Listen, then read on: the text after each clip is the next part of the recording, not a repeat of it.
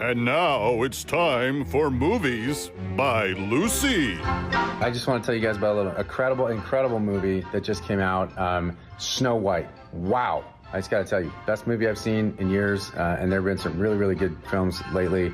Madam Web, Rebel Moon Part 1, that movie, that transgender one with the Mexican drug lord. But Snow White blows them all away. Chat, this movie has everything. Horrifying, CGI, little people, check. A feminist princess who don't need no man, double check. Diddy dance party at the end, double Diddy check. All this to say, go see Snow White right now. The new one. Not that old stupid one where the princess gets saved by some good, upstanding guy. And now from Times Square, it's That Kevin Show. 2, 3, hey.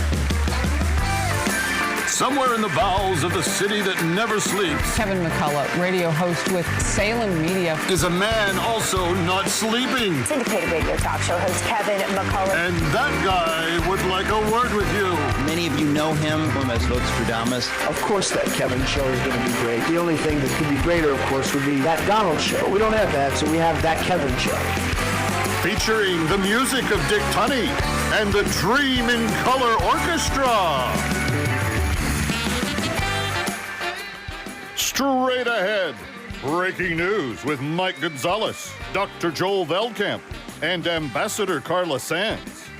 Actor John Michael Finley with a story about miracles. Sketch comedy from Nick Peterson, The Babylon Bee, and a cartoon from Al Berry. A visit from the disciples, Peter, Andrew, and John.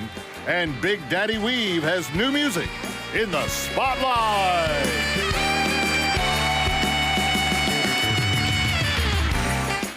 And now, from Times Square, the only man in America to audition for one of the 7 dwarves, besides Peter Dinklage, here's the Kevin!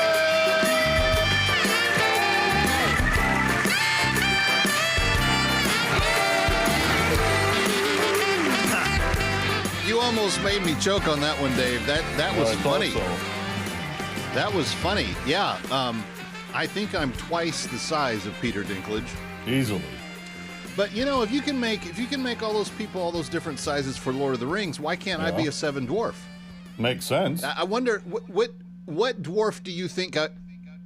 Grumpy. Oh, we all talked about it. You'd be grumpy. I think I'd.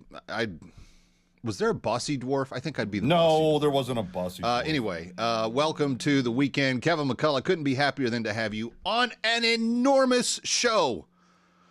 We have not one, but 3 of Jesus' disciples stopping by a little bit later. Shahar Isaac, Noah James, George Xanthus. You know them as Peter, Andrew, and John. Huge, huge stars in The Chosen.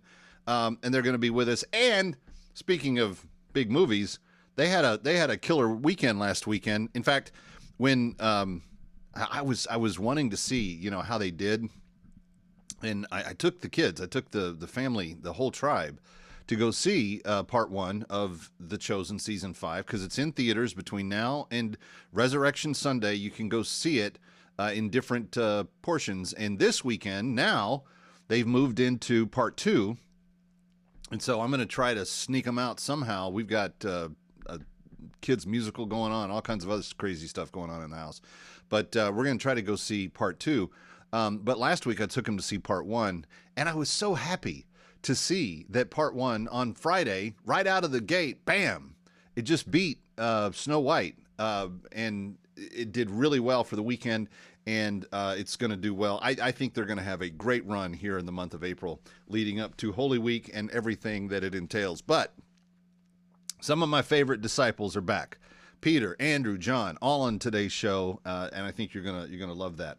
And yeah, there's going to be a lot more said about the Snow White movie. I have a feeling in the days and weeks to come. Man, what a disappointment!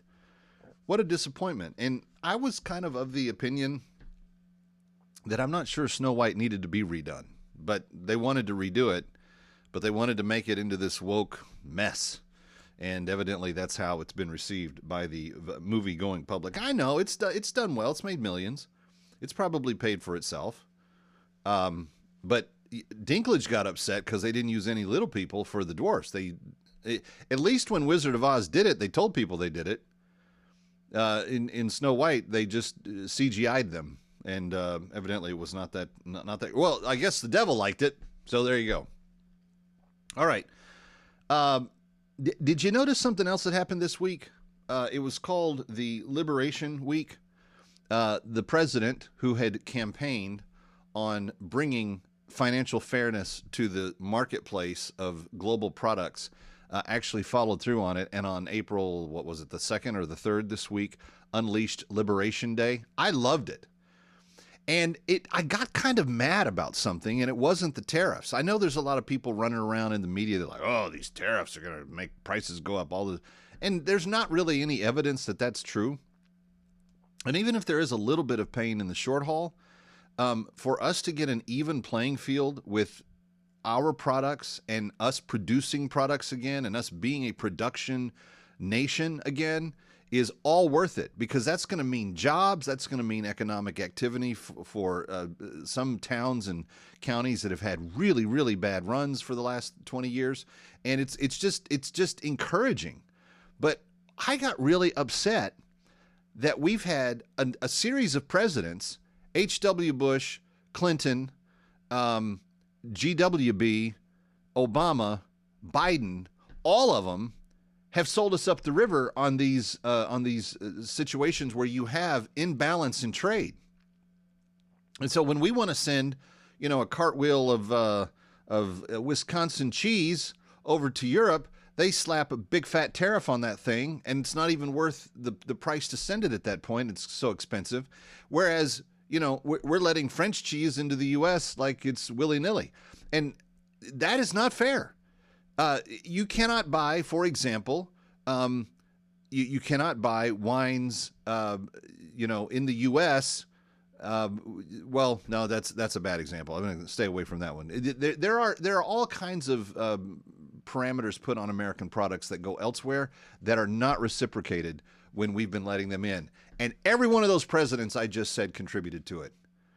H.W., Clinton, G.W., Obama, and Biden, they all contributed to the idea that we were going to let other people bring their products here and sell them to our markets, but we're gonna take the hard road to try to sell our stuff in theirs.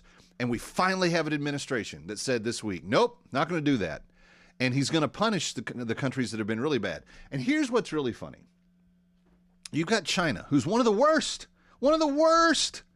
And they are saying, well, if you put 34% tariff on our stuff, we're just going to do it to your stuff. Well, guess how much stuff they're selling of ours in their markets currently? Not that much to begin with. Guess who wants our market? Because we have the money and we have the people. We have the people that buy the stuff, and we have the money to buy the stuff. China needs our markets so bad. So how long do you think this 34% going each way goes? Here's why they're really pushing back. American products will be better made than Chinese products. And when American products can go into China for free, that's going to be the doom of the cheap way they make everything. They're going to have lesser quality in the stuff that they're selling to their own people, and their own people are going to go, how come the American stuff is so much better? And how come we haven't had a chance to have it before? And it's going to undermine Xi. It's going to bring down the totality of the Communist Party in China if they allow American products to just get into the middle class hands of Chinese people. So they can't, under any circumstances, allow our products to get into their market, because they do have a big market. They don't have a lot of money, but they've got a big market.